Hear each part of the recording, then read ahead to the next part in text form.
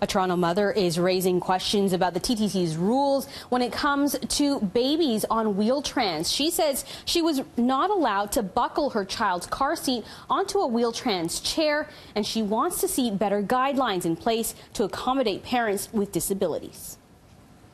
When Wheel-Trans came out with their new system and said, oh, we're going to allow you to book your child, I don't think they sat down and thought about what do parents with disabilities need? What are the possible scenarios, such as a car seat, that we can look into? Okay. Terry Lynn Langdon was heading home from a doctor's appointment last week on Wheel-Trans when she was stopped by the driver while trying to strap her daughter's car seat into the vehicle seat. The Wheel-Trans driver said car seats were not allowed on a Wheel-Trans bus. And I said car seats are a recommended safety precaution when taking transit. And he said not on a Wheel-Trans, and he called his supervisor. The supervisor agreed, and the driver told Langdon that the doula who was traveling with mom and baby JC should instead wear the 6-month-old using a baby carrier. This is the baby carrier that we were wearing.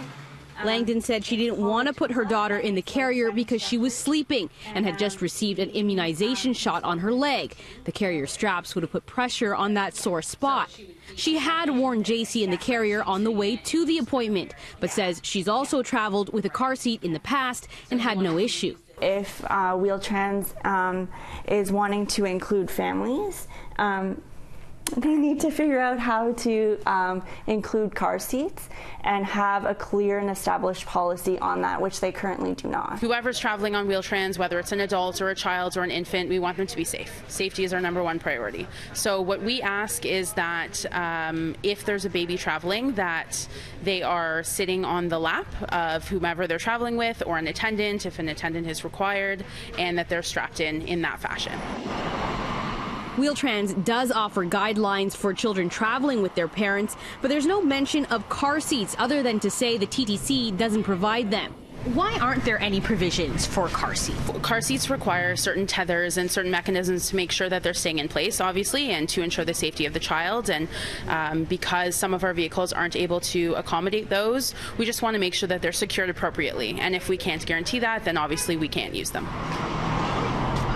But Langdon says this Wheel-Trans vehicle did have a seat with a seat belt, which could have been used to safely strap in her daughter's car seat.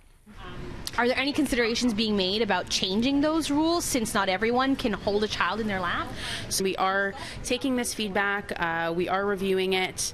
It's not feedback that we've actually ever received, so it's not a common issue, but we are taking it to our ACAT committee, and we would like to discuss it further. And if there is, a better way to do it upon review, we are happy to look into that.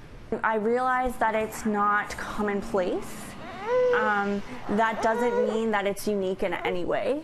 And parents with disabilities need to be able to travel on Wheel-Trans. They need to have accessible transit, and currently that's not the case. Now, TTC does have guidelines for strollers. If someone is not able to carry their child, or the child can't sit by themselves on a seat and needs to be in the stroller, then that stroller needs to be strapped down the same way as a wheelchair would be.